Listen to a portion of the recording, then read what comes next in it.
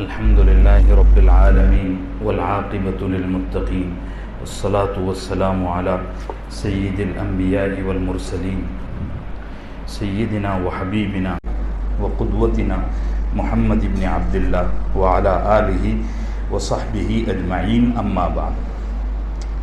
قال تعالى في كتابه المجيد والفرقان الحميد: أعوذ بالله من الشيطان الرجيم بسم الله الرحمن الرحيم. ربنا وابعث فيهم رسولا منهم يتلو عليهم آياتك ويعلمهم الكتاب والحكمة ويزكيهم إنك أنت العزيز الحكيم. وعن النبي صلى الله عليه وسلم قال ما رواه الإمام الترمذي وابن ماجة عن أبي هريرة رضي الله عنه: الكلمة الحكمة ضالة المؤمن فحيث وجدها فهو أحق بها. صدق الله العظيم وصدق رسوله النبي الكريم. معزز حاضرین گرامی، اللہ کا فضل ہے کہ سیدنا ابراہیم علیہ السلام کی دعاؤں کی تشریح کا سلسلہ جاری ہے، اور اب یہ قریب التکمیل ہے. انشاءاللہ یہ غالباً آخری دعا ہے، اور اس کے بعد ایک آدھ ہفتہ یہ موضوع چلے گا، پھر ہم انشاءاللہ اگلی آیتوں کی طرف پیش قدمی کریں گے. گزشتہ ہفتے مجلس کے اخیر میں حکمت کے حوالے سے بات چلی، اور میں نے حکمت کے سلسلے میں دو چار چیزیں آپ کی خدمت میں عرض کیا کہ حکمت کیا ہے، اس کی ڈیفینیشن، اس کا معنی، اور اس کے ساتھ حکمت کہاں سے آتی ہے، انسان کو حکمت سیکھنے کے لیے کیا راستے اللہ نے دیے ہیں، اور حکمت کی قسمیں یہ بھی بیان کیے جا چکے. اور آخر میں یہ عرض کیا تھا کہ جو آدمی حکمت والا ہے، یعنی جس پر اللہ نے حکمت کے دروازے کھولے ہیں، اس کی پہچان کیا ہے، ہم کیسے پہچانیں کہ یہ آدمی حکمت والا ہے. تو میں نے اس سلسلے میں کچھ اصول آپ کی خدمت میں عرض کیے تھے کہ حکمت والے آدمی کی 8-10 علامتیں ہیں. جیسے جو آدمی حکیم ہوگا، حکمت والا ہوگا، وہ وسیع علم والا بھی ہوگا، اور دوسری علامت یہ تھی کہ وہ لوگوں کا قدردان ہوگا، نا قدرہ نہیں ہوگا، اس کے مزاج میں نرمی ہوگی، سختی نہیں ہوگی، اور وہ خود غرض نہیں ہوتا. اور حکیم کی ایک بڑی پہچان اور علامت یہ بھی تھی کہ حکیم آدمی خود غرض نہیں ہوتا، اس کے ساتھ ساتھ وہ اپنے دائرے میں اور اپنی حد میں رہ کر کام کرتا ہے. یہ نہیں کہ دوسرے کی فیلڈ میں اور دوسرے کی لائن میں بھی ٹانگ اڑائے اور اپنی رائے دے، یہ اس کا مزاج نہیں ہوتا. حکیم کے مزاج میں دور اندیشی ہوتی ہے. بہت سارے بچوں نے، نوجوان لڑکوں نے اور کچھ ساتھیوں نے پوچھا کہ دور اندیشی کیا ہے. دور اندیشی کا مطلب یہ ہے کہ ایسا اسٹینڈ لینا اور ایسا فیصلہ لینا جس کے نتائج پر اور انجام پر نظر ہو. بعض دفعہ ہم لوگ فیصلے لیتے ہیں تو بس یہ دیکھتے ہیں کہ اس کا 2-4 دن میں کیا نفع ہوگا اور کیا نقصان ہوگا، اس سے آگے ہماری نظر نہیں رہتی. بلکہ اب تو یہ حالت ہو گئی ہے کہ 2-4 دن پر بھی ہماری نظر نہیں جاتی. آج جو ہوگا بس وہ ہوگا، کل کا کل دیکھیں گے. تو ایسا مزاج حکیم کا نہیں ہوتا. حکیم کئی دفعہ ہزاروں سال بعد کی بھی سوچتا ہے، یہ بھی ایک چیز ہے. تو جو حکیم ہوگا اس کے مزاج میں دور اندیشی ہوگی. اور حکیم آدمی ماحول سے اور اپنے زمانے کے احوال سے باخبر رہتا ہے. یہ نہیں کہ جی رہا ہے 22ویں صدی میں اور بات کر رہا ہے 1 صدی کی. ایسا بے خبر آدمی حکیم نہیں ہو سکتا. اور حکیم آدمی کے سلسلے میں ایک چیز میں نے یہ بھی عرض کیا تھا کہ حکیم جو رہے گا، جس پر اللہ نے حکمت کے دروازے کھولے ہیں، اس کے اکثر فیصلوں سے انسانیت کو اور جس قوم کا وہ لیڈر ہے اس کو نفع ہوا ہو. اکثر فیصلوں سے بعض دفعہ غلط بھی ہو جاتے ہیں، نقصان بھی ہوتے ہیں. لیکن اگر کسی آدمی نے 100 فیصلے 100 اسٹینڈ لیے ہیں تو اس میں سے 80 یا 60 یا 70% فیصلوں میں لوگوں کو نفع ہوا ہو، حکیم اسی کو کہیں گے. اور حکیم کی ایک بڑی پہچان یہ بھی ہے کہ حکیم آدمی جن امور میں مہارت نہیں رکھتا ان امور میں اس لائن کے اس فیلڈ کے ماہر لوگوں سے رائے لیتا ہے. بات سمجھ رہے میرے عزیز؟ ایسا ضروری نہیں ہے کہ ہر آدمی ہر فیلڈ میں ماہر ہو. تو حکیم کسی فیلڈ میں ماہر نہیں ہے, اس کو اپنی فیلڈ میں تجربہ ہے اچھا خاصا, لیکن دوسری فیلڈ میں اس کو کوئی قدم اٹھانا ہے تو اب وہ اس فیلڈ کے اور اس لائن کے ماہروں سے مشورہ لے گا اور ان کے مشورے کے مطابق عمل کرے گا. 10ویں بات یہ عرض کیا تھا کہ حکیم آدمی بے حس اور ڈھیٹ نہیں ہوتا. مثال کے طور پر اس کے کسی فیصلے سے ملک کو, قوم کو کوئی نقصان ہوا ہو تو وہ اس نقصان کی تلافی میں اور اس کی بھرپائی میں جڑ جاتا ہے. یہ نہیں کہ ایک فیصلہ لے لیا تھا, اب اس کا نقصان ہو رہا ہے, پورا ملک پریشان ہے اور وہ بس اپنے مزے اڑانے میں موج مستی میں لگا ہوا ہے, کسی کی کوئی فکر نہیں. ایسا آدمی حکیم نہیں, یہ نکمے قسم کے لوگ ہوتے ہیں. اللہ ہم کو ان سے نجات عطا فرمائے. اب حکمت کے فضائل میں عرض کر دیتا ہوں, اس کی اہمیت. دیکھیے, حکمت کی اہمیت کو سمجھنے کے لیے یہ بات کافی ہے کہ حکمت یہ وہ علم ہے اور یہ وہ صلاحیت ہے کہ جس کو سکھانے کے لیے اور جس کی تربیت دینے کے لیے اللہ نے نبی بھیجے ہیں.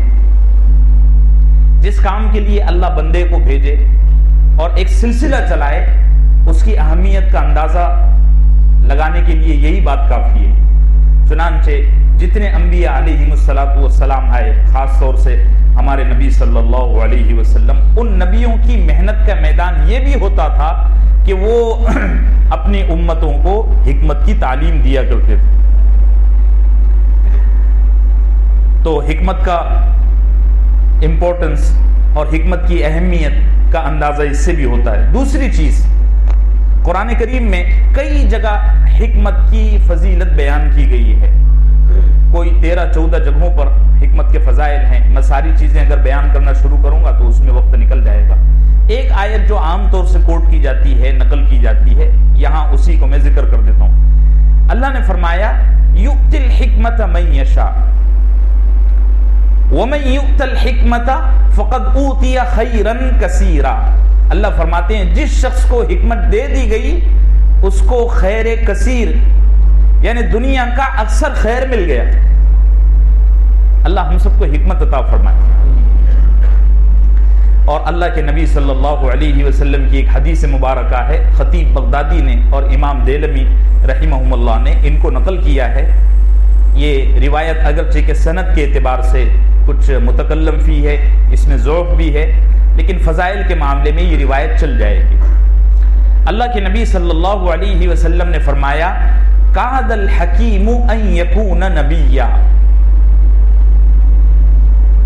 فرمایا کہ حکیم آدمی نبی ہوتے ہوتے بچ جاتا ہے. کتنی بڑی بات ہے. اب جو حکیم ہے اس امت میں وہ نبی اس لیے نہیں ہو سکے کہ اب نبوت کا سلسلہ ختم ہو گیا. بھئی بات سمجھ رہے میرے عزیزوں؟ یہ ایسا ہی ہے جیسے کوئی آدمی کسی دواخانے میں نرسنگ کا کام کرتا ہے, نرس ہے وہاں, تو وہ کسی ماہر ڈاکٹر کے انڈر میں 25-50 سال کام کرے. اتنا لمبا عرصہ اس نے کام کیا, سارے آپریشن اس نے دیکھے, سارا سب کچھ اس نے دیکھا, تو اب اس میں اور ڈاکٹر میں صرف ڈگری کا فرق رہ جاتا ہے کہ نہیں ایسا؟ یہ تھامس ایڈیسن جانتے ہیں, بڑا سائنسدان تھا. تو اس کا جو ڈرائیور تھا وہ اس کے ہر لیکچر میں شریک رہتا تھا. اب وہ جس بھی لیکچر میں اس کو بلایا جاتا تو تھامس ایڈیسن وہاں تقریر کرنے کے لیے پہنچ جاتا, ڈرائیور بھی اسٹیج پر ساتھ میں ہوتا. ایک دفعہ یہ دونوں کہیں گئے بہت بڑی یونیورسٹی میں لیکچر دینے کے لیے, تو تھامس ایڈیسن کو بلایا گیا.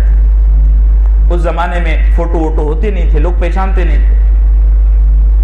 تو تھامس ایڈیسن نے اپنے ڈرائیور سے کہا یار آج میں بہت تھکا ہوا ہوں, آپ ایک کام کرو, میرا کوئی ایک آدھ لیکچر اگر آپ کو یاد ہو وہ جا کر آپ دے دو, کوئی پہچانتا تو ہے. تو اس کا ڈرائیور اٹھا اور جا کر جتنی تقریریں اس نے تھامس ایڈیسن کی سنی تھی وہ ساری کی ساری اسٹیج پر کھڑے ہو کر تقریر کر دی. اب سوالات کا سیشن شروع ہوا تو ایک شخص کھڑے ہو کر کوئی سوال پوچھنے لگا تو تھامس ایڈیسن کا یہ جو ڈرائیور تھا، اس نے فوراً کہا یہ سوال کا جواب تو اتنا آسان ہے کہ اس کا جواب میرا بیٹھا ہوا گاڑی میں ڈرائیور بھی دے سکتا ہے، آپ اس سے جا کر پوچھ لو. تو کوئی آدمی کسی کی صحبت میں رہتا ہے یا کسی آدمی کا کسی ذات سے کوئی خاص رشتہ قائم ہو جاتا ہے تو اس میں اور اس شخص میں صرف اتنا فرق رہتا ہے، بس یہ 2 انگلیوں میں جتنا ہم دیکھ رہے ہیں. اللہ کے نبی صلی اللہ علیہ وسلم نے فرمایا کاد الحکیم ان یکون نبیا، کہ حکیم آدمی نبی ہوتے ہوتے رہ گیا، کیونکہ نبوت اللہ نے ختم فرما دی اور اب جو بھی ہوگا یہ نبوت کے دائرے سے باہر ہوگا، لیکن اللہ نے حکمت کو باقی رکھا. یہ بڑی فضیلت ہے. اللہ کے نبی صلی اللہ علیہ وسلم کی ایک اور روایت ہے جس کو صاحب تعویلات النجمیہ نے نقل کیا ہے، وہ بھی ذرا اس سے ملتی جلتی ہے. آپ نے فرمایا اوتیت القرآن وما یعدلہ، لوگوں مجھے قرآن دیا گیا ہے اور ایک ایسی چیز دی گئی ہے جو قرآن جیسی ہی ہے.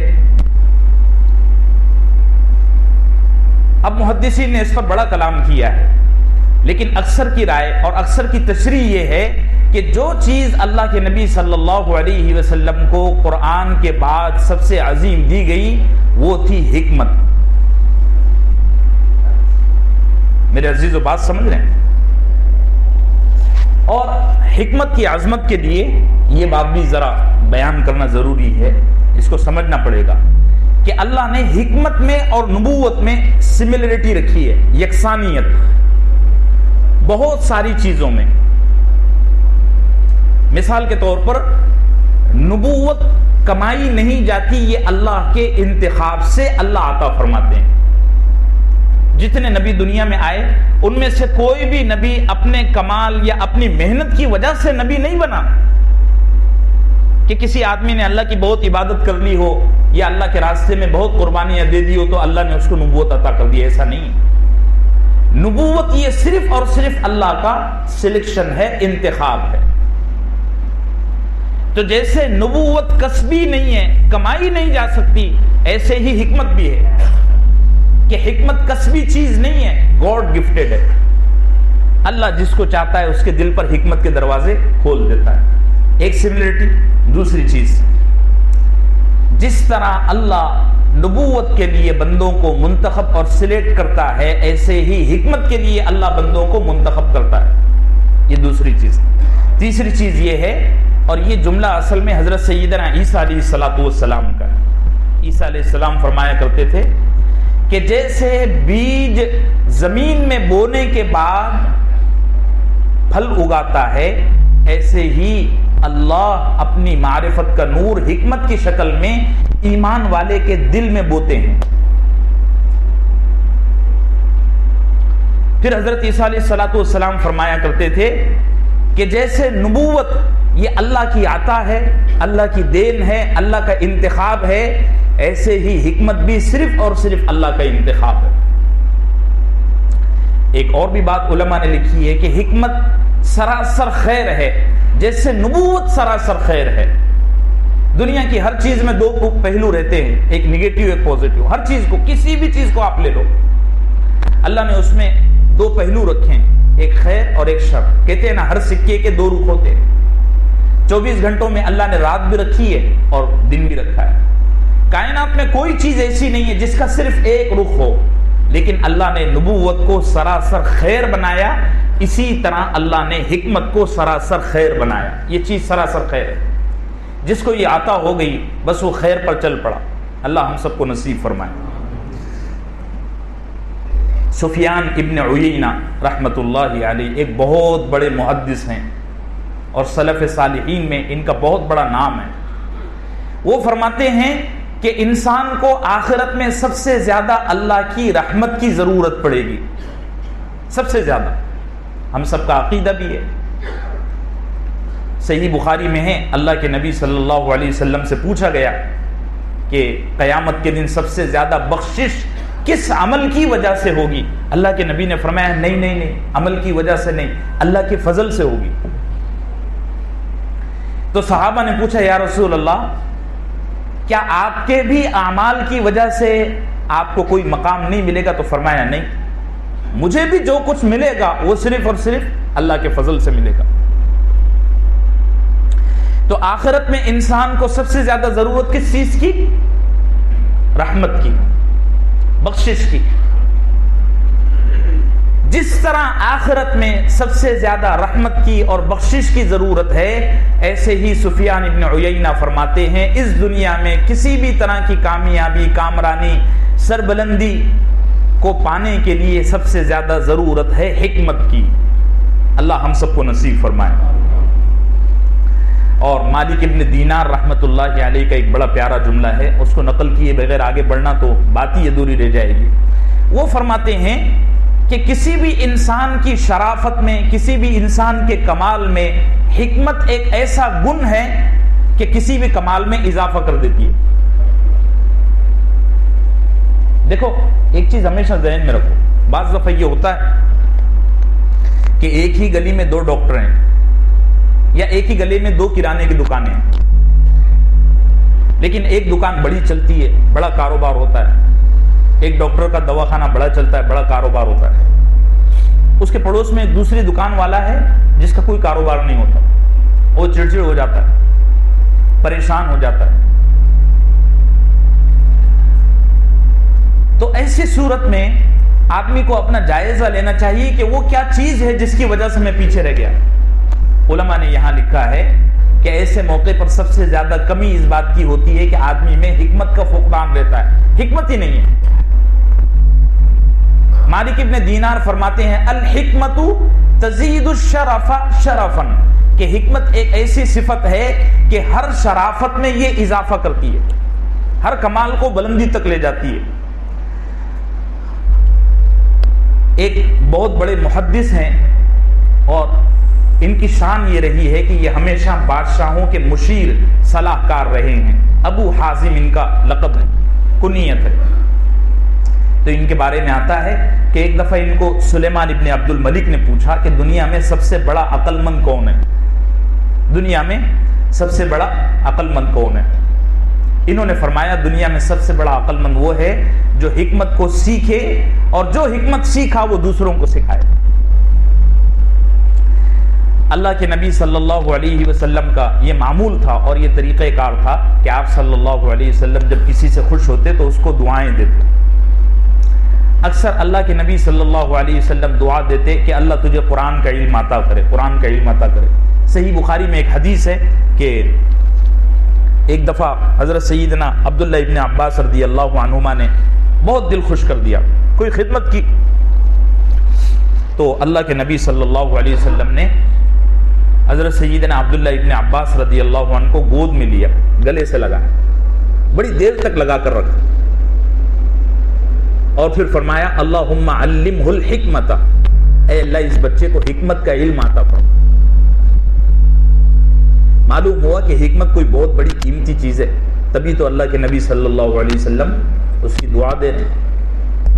ہم کو بھی اپنے بچوں کو دعائیں دینے کا اہتمام کرنا چاہیے، اللہ ہم سب کو نصیب فرمائے۔ یہ جو چھوٹے چھوٹے بچے ہیں نا، یہ ہماری دعاؤں کے، بڑوں کی دعاؤں کے بڑے محتاج ہیں۔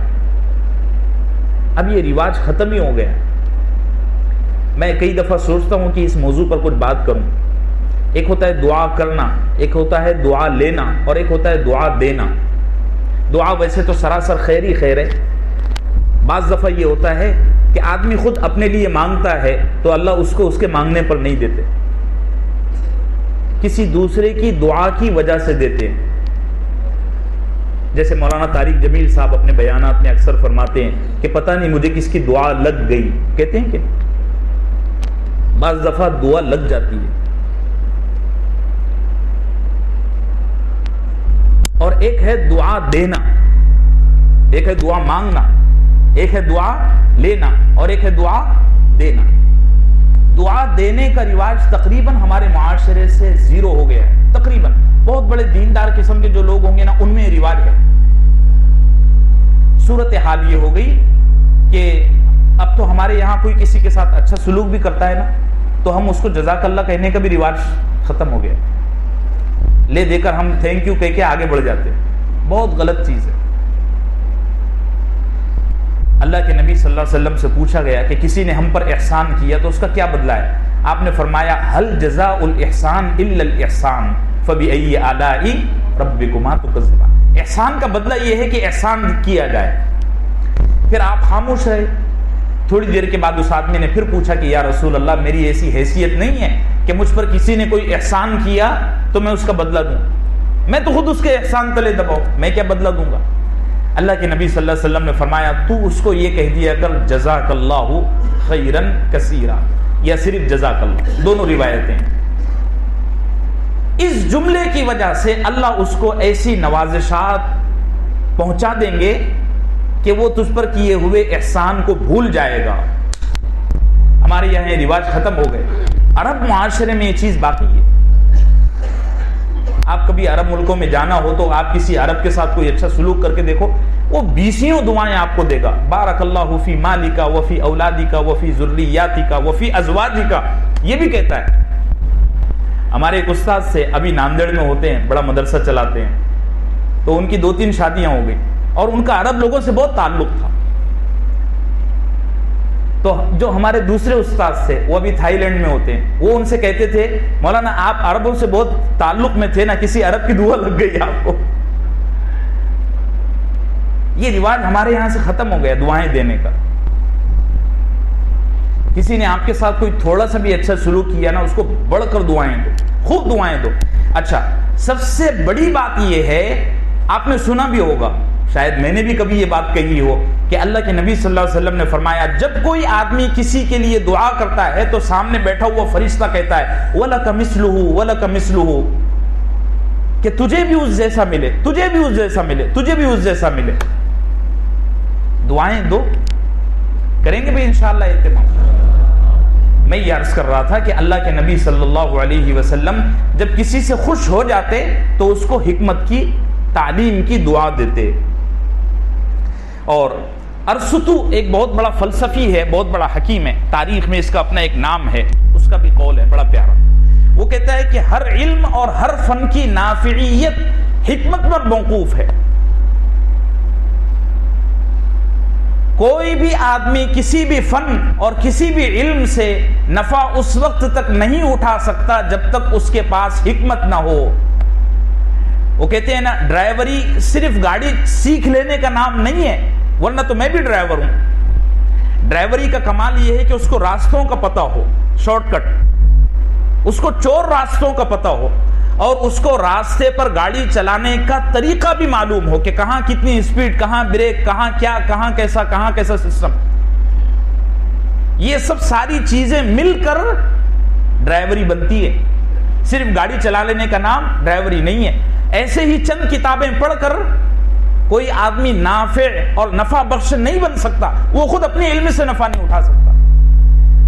آدمی نافع اس وقت بنے گا جب علم کے ساتھ ساتھ اس کو حکمت بھی ملے گی۔ اللہ ہم سب کو نصیب فرمائے۔ میرے عزیزو بات سمجھ رہے ہیں؟ یہ ارسطو کا قول ہے۔ اور حکمت کی عظمت کے لیے یہ بات کافی ہے، سمجھنے کے لیے یہ بات بھی کافی ہے کہ آپ دیکھیے اللہ نے حکمت کی تقسیم آج بھی اپنے ہاتھ میں رکھی ہے۔ کسی کالج میں، کسی مدرسے میں، کسی تعلیمی یا تربیتی ادارے میں آپ نے یہ اعلان دیکھا کہ ہمارے یہاں حکمت سکھائی جاتی ہے؟ نہیں۔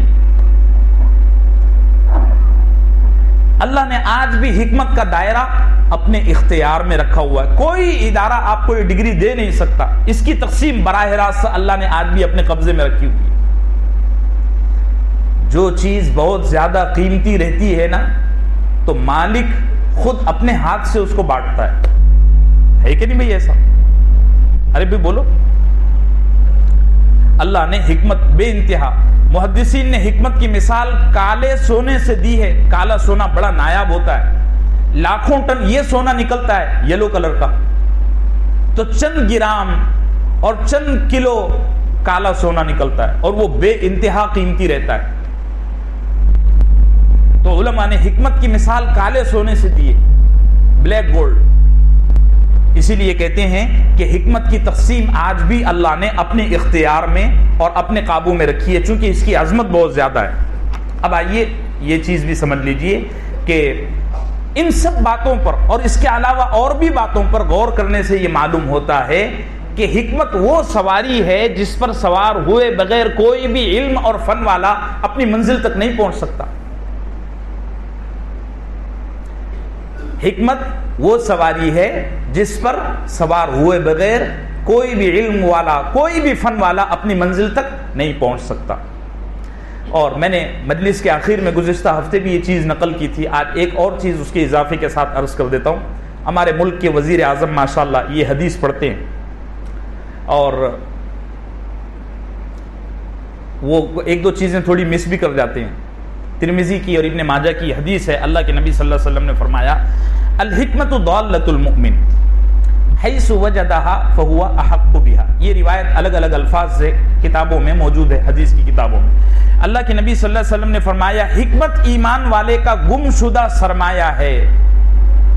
ایمان والا حکمت کو جہاں بھی پاتا ہے اسے حاصل کرنے کی کوشش کرتا ہے۔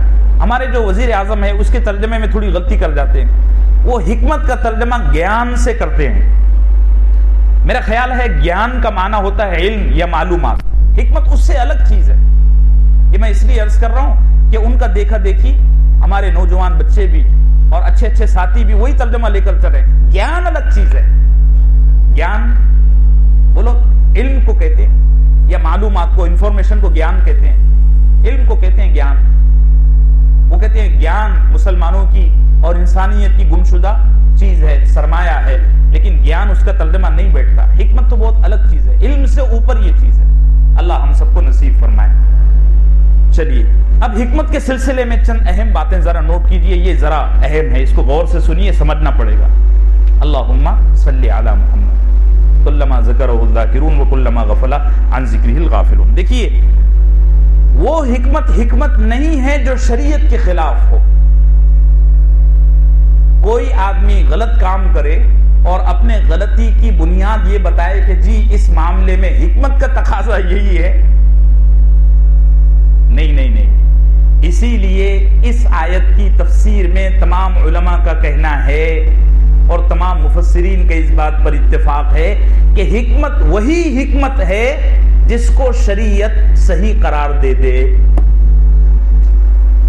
ایک بہت بڑے ہندوستان کے عالم دین تھے حضرت قاضی مجاہد الاسلام صاحب رحمت اللہ علیہ، بہت بڑے آدمی تھے اور انہوں نے بہت کام کیا ہے۔ جو بہار کے لوگ اس میں ہوں گے ان کو پتا ہوگا، پٹنہ میں ان کا ادارہ آج بھی موجود ہے۔ ایک دفعہ وہ عقل قوہ تشریف لائے تو ان کے پاس ایک آدمی آئے، وہ بھی دیندار تھے، سورت کے تھے میرے خیال سے۔ انہوں نے پوچھا کہ مولانا اب سود کو حلال کرنے کا کوئی راستہ اختیار کرنا چاہیے۔ کیا کہنے لگے؟ سود کو حلال کرنے کا سود کا کوئی استعمال ہونا چاہیے، حلال کرنے کا انہوں نے نہیں کہا، سود کا کوئی استعمال ہونا چاہیے، یہ ان کے الفاظ تھے۔ تو مولانا چونک گئے کہ اس کی کیا وجہ؟ انہوں نے برجستہ یہ لفظ کہا کہ پرانے زمانے میں مسلمانوں کو سود کی رقم کی ضرورت نہیں ہوتی تھی، لیکن اب حکمت کا تقاضا یہ ہے۔ نا غلط۔ حکمت وہی حکمت ہے جو بولو شریعت کے مطابق ہو۔ مفتی شفیع صاحب نے بہت جامع لفظ کہہ دیا اور وہ بات کہہ کے آگے چلے گئے کہ حکمت وہی حکمت ہے جو شریعت کے مطابق ہو، حکمت کے نام پر کوئی کسی کو گمراہ نہ کرے۔ ایک بات۔ دوسری چیز یہ ہے، یہ بھی بڑی اہم ہے، کہ اللہ نے ہر لائن کی الگ حکمت رکھی ہے۔ جیسے تجارت ایک فیلڈ ہے، بزنس، سیاست، پولیٹکس ایک فیلڈ ہے، تعلیم اور تربیت، مدرسے، مسجدیں، اسکولیں چلانا یہ ایک الگ فیلڈ ہے، ایجوکیشن الگ فیلڈ ہے، اور بولیے کوئی اور ایک آدھ فیلڈ؟ جی ہاں جی سائنس، جی سائنس، میڈیکل سائنس ایک فیلڈ ہے۔ تو دنیا میں ہزاروں فیلڈ ہیں، ہر فیلڈ کی الگ حکمت ہے، اور اللہ نے صرف انبیاء علیہم السلام میں یہ صلاحیت رکھی ہوتی ہے کہ ان پر ایک ہی وقت میں ہر لائن کی فیلڈ کی اور ہر فیلڈ کی حکمت کھل جاتی ہے۔ نبی کے علاوہ کسی کسی آدمی میں یہ صلاحیت نہیں رہتی کہ وہ ہر فیلڈ کا حکیم ہو. بات سمجھ میں آ رہی, واضح ہو رہی؟ ہر لائن کی اور ہر فیلڈ کی الگ حکمت ہے.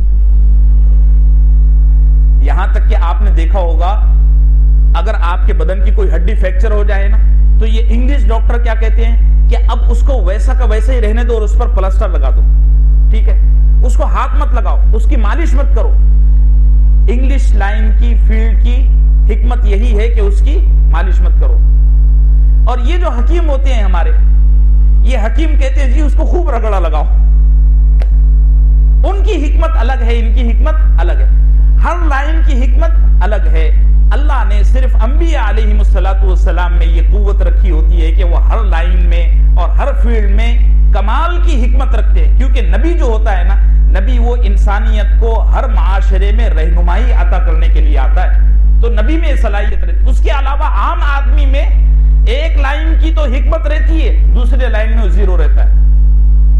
ایسے موقع پر عقل مندی یہ ہے کہ دوسری لائن میں اپنی ہوشیارکی بتانے کے بجائے اس لائن کے بندے کی بات مانی جائے, تقلید کی جائے. اس کو تقلید کہتے ہیں. کوئی یہ نہ بولے کہ جی میں پورا ملک چلا رہا ہوں اس لیے میں یہاں بھی اپنی ٹانگ اڑاؤں گا. نہیں, آپ ملک چلانے کے اور الیکشن جیتنے کے ماہر ہیں, ہم مانتے ہیں اس چیز کو, لیکن آپ میں یہ صلاحیتیں نہیں ہیں. آپ کے لیے عقل مندی یہ ہے کہ آپ اس معاملے میں اس لائن کے ماہروں سے مشورہ کریں. شروع میں بھی بات آ گئی ہے لیکن اب کھل کر کہہ رہا ہوں. ایک آدمی ہے جس پر سیاست کا خوب حکمت کھل گیا ہے, پولیٹکس میں وہ بڑا حکیم ہے بے انتہا, لیکن وہی آدمی دعوت کے میدان میں صفر رہے گا. اس کو دعوت کے معاملے میں رائے بھی دینے سے بچنا چاہیے. ایک آدمی ہے دعوت کے لائن میں وہ خوب ماہر ہے, وہی آدمی سیاست کے معاملے میں صفر ہے. سن 2001 میں, اب میں مثالیں کیا آپ کے سامنے عرض کروں, بڑا وقت نکل جاتا ہے, لیکن کوئی چیز ایسی آ جاتی ہے کہ وہ مثال دیے بغیر آگے بات بڑھتی نہیں. سن 2001 میں پوری دنیا میں ایک بڑا حادثہ ہوا, اس کے بعد مسلمانوں پر بڑے مصائب آئے. تو ایک بہت بڑے عالم شیخ الاسلام مفتی تقی عثمانی صاحب کو ایک حکومت نے کہا کہ جاؤ بھئی آپ ان کو سمجھاؤ جا کہ وہ یہ کر لیں. مفتی تقی عثمانی صاحب اور ہمارے بڑے بڑے اکابر دیوبند, اس کے علاوہ اور بھی کئی اکابر بات سمجھانے کے لیے گئے کابل. اب تو آپ سمجھ ہی گئے ہوں. تو وہاں جو اس وقت ماہر تھے سیاست کے, ان سے بات چیت ہوئی کہ بھئی آپ یہ کر لیں. انہوں نے کہا دیکھیے آپ پر آپ کی لائن کی حکمت کھلی ہوئی ہے, آپ ہماری لائن میں ہم کو مشورہ نہ دیں. جزاک اللہ, آپ ہماری ہمدردی میں آئے, آپ کا احسان ہے, لیکن آپ پر آپ کی لائن کی حکمت کھلی ہوئی ہے, آپ ادھر ٹانگ نہ اڑائیں. بات سمجھ رہے میرے عزیز؟ یہ اصول ذہن میں رکھیے. ایک اور بات, حکمت کا القاء اور حکمت کا علم جنرل نہیں ہے. ہر انسان حکیم نہیں ہوتا کہ اللہ دنیا میں چند ہی لوگوں پر حکمت کا علم کھولتے ہیں. باقی جو لوگ ہیں ان کے لیے بہتر یہ ہے کہ اگر وہ خود حکیم نہیں ہے تو وہ کسی اچھے حکیم کی تقلید کریں, اس کے پیچھے چلیں. ارے میرے عزیزو بات سمجھ رہے ہیں, حکمت سب پر نہیں کھلتی. اور پھر اس میں بھی یہ چیز ہے کہ ہر آدمی پر ہر لائن کی حکمت نہیں کھلتی. حکمت عام نہیں ہے میرے عزیزو. یہ حکمت کا جو فیض ہے نا اور یہ حکمت کی جو صفت ہے نا, اللہ نے بڑی محدود رکھی ہے, بڑی لیمیٹڈ رکھی ہے. سب انسانوں پر حکمت نہیں کھلتی. پورے زمانے میں چند لوگ ہوتے ہیں جن پر اللہ حکمت کھولتے ہیں. جیسے اس وقت آپ دیکھ لو پوری دنیا میں سیاست میں, اسلامی سیاست میں مہارت اللہ نے القا کی ہے سیدی اردوغان صاحب کو, اللہ ان کا سایہ دراز فرمائے اور ہر فتنے سے ان کی حفاظت فرمائے. غضب کا آدمی. ابھی 2-4 دن پہلے ایک ہندوستان کا ایک سیاست کا ماہر کہنے لگا یہ آدمی ایسا ہے کہ 2 ہاتھوں سے کتنی بولنگ کرتا ہے مجھے سمجھ میں نہیں آتا. غضب کا آدمی, اللہ قدر کی توفیق دے ہم کو. ایسے ہی تصوف اور تزکیے کی حکمت اللہ نے کھولی ہے حضرت جی پیر ذوالفقار نقشبندی دامت برکاتہم پر, اللہ ان کا سایہ دراز فرمائے. عجیب کام اللہ نے لیا. دعوت کی حکمت اللہ نے کھولی ہے مولانا طارق جمیل صاحب.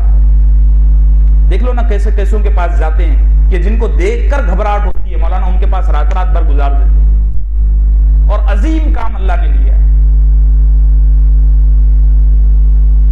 ہر آدمی اپنی لائن کی حکمت سے کھلا ہوا ہے، سیاست اور دوسری لائنیں پر میں کیا بات کروں، اس سے زیادہ تو کہہ نہیں سکتا۔ بات سمجھ رہے میرے عزیزوں؟ ایک بڑی بات یہ بھی ہے اس سلسلے میں، اس کو بھی نوٹ کیجئے ذرا اچھے سے، کہ کسی بھی قوم اور کسی بھی ملک کا جو لیڈر ہوتا ہے، جو لیڈرشپ ہوتی ہے، اس کے فیصلے دو طرح کے ہوتے ہیں۔ ایک فیصلہ ہوتا ہے حاکمانہ اور ایک فیصلہ ہوتا ہے حکیمانہ۔ حاکمانہ فیصلہ، جیسے بادشاہ سلامت نے حکم دے دیا کہ وہ بولو کوئی ایک آدھا فیصلہ، جی ہاں جی، ارے بولو یار، کوئی آپ بھی تو کچھ بولو۔ ہاں، نوٹ بدل گئی، چلیے اب سمجھ آ گئی لوگوں کو ماشاءاللہ۔ آج رات 8 بجے سے نوٹ تبدیل ہو جائے گی۔ یہ حاکمانہ فیصلہ ہے۔ ایک فیصلہ ہے حکیمانہ۔ حاکمانہ فیصلے کا رزلٹ فوراً آ جاتا ہے۔ آج آپ نے اعلان کر دیا، کل سارے لوگ لائن میں لگ گئے، اس کا رزلٹ فوراً آ گیا۔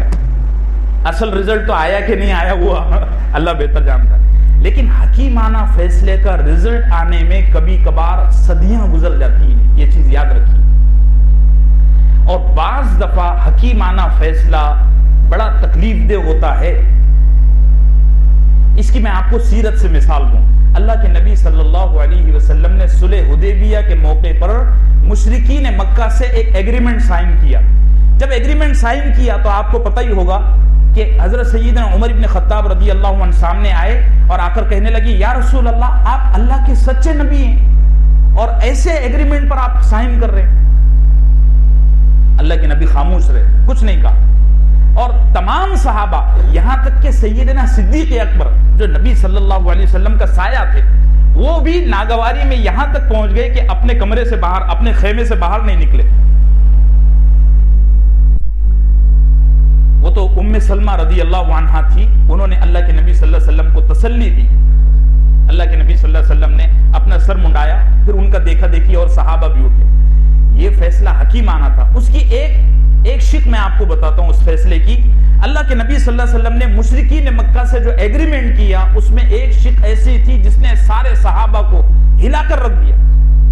اس میں یہ لکھا ہوا تھا کہ اگر کوئی آدمی مسلمان ہو کر مکے سے مدینہ آئے تو تم اس کو ہمارے حوالے کر دو گے، لیکن اگر تمہارا کوئی آدمی ہمارے پاس آئے گا مکہ تو ہم اس کو گرفتار کر کے موت کی سزا دیں گے۔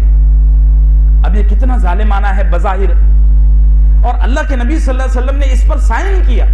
صحابہ سامنے آ گئے، اور جب سائن کر رہے تھے تو مکے سے ایک صحابی جو زنجیروں میں جکڑے ہوئے تھے وہ آ گئے، کہنے لگی، یا رسول اللہ مجھے بچا لو۔ اللہ کے نبی نے فرمایا، میں اب نہیں بچا سکتا، اس لیے کہ سائن ہو چکی ہے۔ وہ صحابی بدن ان کا زخموں سے چور ہے اور زنجیروں سے جکڑے ہوئے ہیں۔ اس حال میں وہ واپس گئے تو سارے صحابہ کی چیخ نکل گئی، اور حضرت عمر تو سامنے آ گئے، کہنے لگے، یا رسول اللہ یہ کیا چیز ہے، آپ ایسا ظالمانہ فیصلے پر سائن کر رہے ہیں۔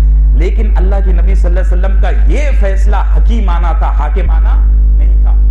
اللہ کے نبی صلی اللہ علیہ وسلم حدیبیہ کی وادی سے باہر نکلے اور آپ پر سورہ فتح نازل ہوئی۔ اللہ نے فرمایا، انا فتحنا لک فتحا مبینا، اے نبی ہم نے تم کو کھلی ہوئی فتح عطا کی۔ ہم سب جانتے ہیں کہ اسلام سب سے زیادہ جو پھیلا ہے وہ حدیبیہ کے ایگریمنٹ کے بعد پھیلا ہے۔ یہ ہوتا ہے حکیمانہ فیصلہ۔ بظاہر وہ فیصلہ اور وہ سائن اور وہ ایگریمنٹ انتہائی تکلیف دہ تھا، لیکن اس میں حکمت تھی۔ ایک مزے کی اور آپ کو بات سناؤں، سمجھنے کے لیے بڑی آپ کو لذت دے گی یہ چیز۔ سن 2011 میں ترکی میں اسلامی انقلاب آیا۔ یہ اردوغان صاحب تخت پر بیٹھے اور بہت سارے کام ہوئے۔ تو آپ کو سب کو پتا ہوگا ترکی ناٹو کا سدسیہ ہے، رکن ہے، ناٹو دجالی فوج ہے۔ تو جب یہ حکومت پر بیٹھے اردوغان صاحب، انہوں نے کام کرنا شروع کیا تو اپنے یہاں انڈیا میں اور اپنے پڑوس میں ایک لال بہادر شاستری ہوا کرتے تھے، وہ تو انتقال ہو گیا ان کا۔ ابھی ہر آدمی یہاں رائے بہادر شاستری بنا ہوا ہے۔ کیا؟ رائے بہادر شاستری۔ یعنی کچھ لوگ ایسے ہوتے ہیں نا جن کو بولے بغیر رہا نہیں جاتا، بھئی آپ کا فیلڈ نہیں ہے۔ اب وہ مراد آباد کے ایک صاحب ہیں جو ان کے مزاج میں بڑی شدت ہے، تو وہ کہنے اردوغان دجالی آدمی ہے اور یہ ناٹو کی فوج کا یہ ہے اور یہ ہے, داڑھی بھی نہیں رکھتا ہے, ٹائی لگا کے گھومتا ہے, بہت بدتمیزی. وہاں بڑے بڑے علماء بیٹھے ہوئے ہیں, سب کہہ رہے ہیں وہ بڑا آدمی ہے, اس سے اللہ کام لے رہا ہے. یہ 2011 کی یا 2012-13 کی بات ہے میرے خیال سے. انہوں نے بہت خلاف تقریریں کی, یہ ہے یہ ہے یہ ہے اور یہ ہے. پھر اس کے بعد 2016-2017 میں ملک شام میں, سیریا میں مسلمانوں پر حالات آئے. آپ سب کو پتا ہے واحد ملک تھا ترکی جس نے ملک شام سے 80 لاکھ مسلمانوں کو, سنی مسلمانوں کو نکالا ہے, اور آج بھی وہ 80 لاکھ مسلمان ترکی میں رہ رہے ہیں. اگر اردوغان صاحب اور ترکی والے ناٹو میں نہ رہتے نا تو آج کوئی مسلمان ان 80 لاکھ مسلمانوں کو بچا نہیں سکتا تھا, کیونکہ روس اور شیعہ ملیشیا وہاں مسلمانوں کو برباد کرنے کے لیے پہنچ چکے تھے. آپ کو پتا ہے 20-22 لاکھ تو ویسے ہی اڑ گئے. حکیمانہ فیصلوں کا رزلٹ بہت تاخیر سے آتا ہے, اس کو سمجھنے کے لیے ایک دماغ کی ضرورت ہے, ایک علم کی ضرورت ہے. ایسے ہی ہمارے حضرت خادم القرآن صاحب مولانا غلام مستانی, اللہ ان کو صحت اور عافیت عطا فرمائے, انہوں نے آج سے 40 سال پہلے, یہ ہندوستان کا نہیں پورے بر صغیر کا واحد مولوی ہے جس نے کالج کھولے ہیں. آج سے 40 سال پہلے انہوں نے اسلامک کالجوں کی بنیاد رکھی اور لڑکیوں کے کالج کھولے. جب لڑکیوں کے کالج کھولے نا تو ہندوستان کے کئی مفتی ان کے سینے پر بیٹھ گئے, یہاں لڑکیوں کے کالج کھلا, یہ مولوی گمراہ ہے, یہ ہے وہ ہے. اور اب کوئی ان سے جا کے پوچھے نا اب کیا ہو رہا ہے کالجوں میں, دیکھ رہے ہیں نا سب, اب تو سب کہہ رہے ہیں کہ لڑکیوں کا کالج ہونا چاہیے, لڑکیوں کا. سمجھا کرو رے یار, کچھ پڑھا کرو. اگر نہیں سمجھ میں آتا, نہیں پڑھتے تو خاموش رہا کرو نا. اب کوئی ان سے جا کے پوچھے نا کہ اگر اردوغان نہ ہوتا اور وہ نیٹو سے اپنی صدرشپ لیڈرشپ کو ہٹا لیتا تو آپ اندازہ لگا سکتے ہیں 1.5 کروڑ مسلمان ٹکڑا ٹکڑا ہو جاتے, بوٹیوں میں بکھر جاتے. جہالت کی انتہا نہیں, ہم لوگ قابو میں آنے کو ہی تیار نہیں ہیں. اللہ ہم سب کو صحیح سمجھ عطا فرمائے. حکمت کے جو فیصلے ہوتے ہیں اس کا رزلٹ بہت دیر سے آتا ہے, کبھی کبھار 1-2 صدی 5 نسلیں گزر جاتی ہے تب اس کا رزلٹ آتا ہے. بات سمجھ رہے میرے, کھل گئی نا بات, واضح ہو گئی. ایک فیصلہ ہوتا ہے حکیمانہ اور ایک ہوتا ہے حاکمانہ. حاکمانہ فیصلے کا رزلٹ فوراً آ جاتا ہے, حکیمانہ فیصلے کا رزلٹ کئی مدتوں کے بعد آتا ہے. اور بعض دفعہ حکیمانہ فیصلہ بڑا تکلیف دہ ہوتا ہے. یہ اس کی میں نے بہت ساری حاضرانہ مثالیں بھی آپ کے سامنے دے دی, اور اس کے علاوہ سیرت النبی صلی اللہ علیہ وسلم کے حوالے سے بھی ایک مثال عرض کر دی. دیکھیے ایک اور چیز ذہن میں رکھیے, حکمت صرف دینی معاملات میں نہیں ہوتی, دنیاوی معاملات میں بھی حکمت کے ساتھ کام کرنا ضروری ہے. آپ یہ نہ سمجھیں کہ مولانا صاحب جمعے کا دن ہے, ممبر پر بیٹھے ہیں اور حکمت کی بات صرف دین کے حوالے سے ہو رہی ہے. دین میں حکمت تو ہے ہی ضروری, لیکن دنیاوی معاملات میں بھی حکمت سے کام لینا بہت ضروری ہے. ہمارے اندر اس چیز کا بہت بڑی حد تک فقدان ہے ہی نہیں ہمارے پاس. اسی لیے امت مسلمہ بزنس میں, سیاست میں اور دنیا کے تمام شعبوں میں پیچھے ہے. کیوں؟ اس لیے کہ بڑی بڑی ڈگریاں ہونے کے باوجود, بڑا بڑا سرمایہ لگانے کے باوجود جس چیز کی کمی ہے وہ حکمت کی کمی ہے. یہ جو نوجوان بچے ہیں ان سے میں گزارش کروں گا کہ ایسے علوم اور ایسے فنون حاصل کریں جن کو اگلا دور اہمیت کی نظر سے لے گا. آج بھی بچے انجینئر بن رہے ہیں, آج بھی بچے بی ایڈ ڈی ایڈ پڑھ رہے ہیں. ارے یہ ختم ہو گیا, اب آنے والا دور کوئی اور چیز ساتھ میں لا رہا ہے, اس کی تیاری کرو. تجارت کے معاملے میں اب بڑی بڑی عالمی لیول پر میٹنگیں ہو رہی ہیں کہ تجارت کو مارکیٹ سے اٹھا کر آن لائن کرو. مسلمان اس میں پیچھے ہیں. تو حکمت جیسے دین کے معاملے میں ہے, دنیا کے معاملے میں بھی حکمت سے کام کرنا ضروری ہے. میں نے آپ سے یہ پہلے ہی عرض کر دیا کہ حکمت کی عظمت کو سمجھنے کے لیے یہ بات کافی ہے کہ حکمت وہ سواری ہے جس پر سوار ہوئے بغیر کوئی آدمی اپنی منزل تک نہیں پہنچ سکتا. ایک ہوتا ہے گدھے کے جیسا کام کرنا, آپ کام کرتے رہیے, آپ کبھی کسی جگہ کامیاب اور سربلندی پر نہیں پہنچیں گے. اور مسلمان اس دنیا کی لیڈرشپ کے لیے آیا ہے, یہاں غلام بننے کے لیے نہیں آیا. یہ بات بھی اچھے سے سمجھ لیجیے. اللہ ہم سب کو نصیب فرمائے. اب آئیے آیت کا اگلا حصہ ہے، 1-2 منٹ میں کچھ چیزیں عرض کر دیتا ہوں. وَيُزَكِّيهِمْ، انبیاء علیہم الصلاۃ والسلام اور خاص طور سے رسول اللہ صلی اللہ علیہ وسلم کے اس دنیا میں آنے کا ایک بڑا مقصد یہ بھی تھا کہ انبیاء علیہم الصلاۃ والسلام تزکیہ یعنی دلوں کو پاک کرتے تھے. یہ بڑا اہم موضوع ہے اور اس پر انشاءاللہ اگلی نشستوں میں بات ہوگی. 2-3 چیزیں عرض کر دیتا ہوں. تزکیہ کہتے ہیں کسی گندی چیز کو پاک کرنا، کسی گندی چیز کو صاف کرنا. اسی طریقے سے تزکیہ کہتے ہیں کسی ٹھہری ہوئی چیز کو پروان چڑھانا. تزکیہ کا لفظی معنی ہے. شریعت میں اس کی ڈیفینیشن اس طرح ہے کہ تزکیہ کہتے ہیں دل کی ان گندگیوں کو اور ان نجاستوں کو پاک کرنا، صاف کرنا، جن کی وجہ سے دل اللہ کے نور سے منور نہیں ہو پا رہا ہے. اس میں جو کسان ہوں گے یا جو گاؤں آتے جاتے ہوں گے، انہوں نے ایک چیز اپنی زندگی میں نوٹ کی ہوگی کہ کسان حضرات بارش سے پہلے اپنی زمین میں فصل کے لیے بیج بوتے ہیں.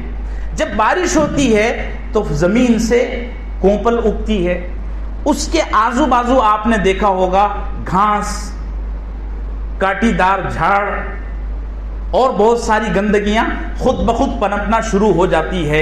کسان اپنی فصل کو آگے بڑھانے کے واسطے جو محنتیں کرتا ہے، ان میں سے ایک محنت یہ بھی ہوتی ہے کہ وہاں موجود جو گھاس ہے، جو جھاڑ جھنکڑ ہیں، جو کانٹے دار فضول جھاڑ اگ گئے ہیں، ان کو وہ کاٹ کاٹ کر پھینکتا ہے. وہ ایسا کیوں کرتا ہے؟ وہ ایسا اس لیے کرتا ہے کہ اصل میں اگر وہ فضول درخت، وہ فضول گھاس وہاں رہی تو اصل فصل جل جاتی ہے. ایسے ہی ایمان والے کے قلب پر اللہ کی معرفت کا نور اترتا رہتا ہے، لیکن دل میں اس نور کے اترنے کے بعد اور دیگر خباثتیں پنپنا شروع ہوتی ہیں. اس کا نتیجہ یہ ہوتا ہے کہ وہ نور کوئی تناء آور درخت ایمان کا نہیں اگا پاتا. علماء فرماتے ہیں بس اسی لیے انبیاء علیہم الصلاۃ والسلام اپنی محنت کے میدان میں سے ایک بڑا میدان یہ بھی منتخب کرتے ہیں کہ وہ ایمان والے کے دلوں میں ان خباثتوں کو اور ان رذالتوں کو صاف کریں. اللہ ہم سب کو متصوف اور متزکی بنائے، ہمارے دلوں کا تزکیہ فرمائے. تزکیے کی عظمت کے لیے اور اہمیت کے لیے یہ بات کافی ہے کہ اللہ نے فرمایا قد افلح من زکاہا، قد افلح من زکاہا. عربی زبان میں کامیابی کے لیے کئی الفاظ ہیں، ان میں سے ایک لفظ ہے فلاح. فلاح ایسی کامیابی کو کہتے ہیں کہ جس کے بعد کسی کامیابی کے پانے کی تمنا نہ رہے، یعنی آخری اسٹیپ. آدمی ایک کامیابی حاصل کرتا ہے، اس کے بعد دوسری تیسری، لیکن فلاح ایسی کامیابی کہ اس کامیابی کے بعد کوئی کامیابی نہیں. علماء نے لکھا ہے کہ تزکیہ نفس اتنی عظیم صفت ہے اور اتنا عظیم کام ہے کہ اس کے نتیجے میں اللہ انسانوں کو آخری کامیابی سے ہمکنار فرماتے ہیں. وصلی اللہم وسلم علی نبینا محمد وعلی آلہ وصحبہ اجمعین.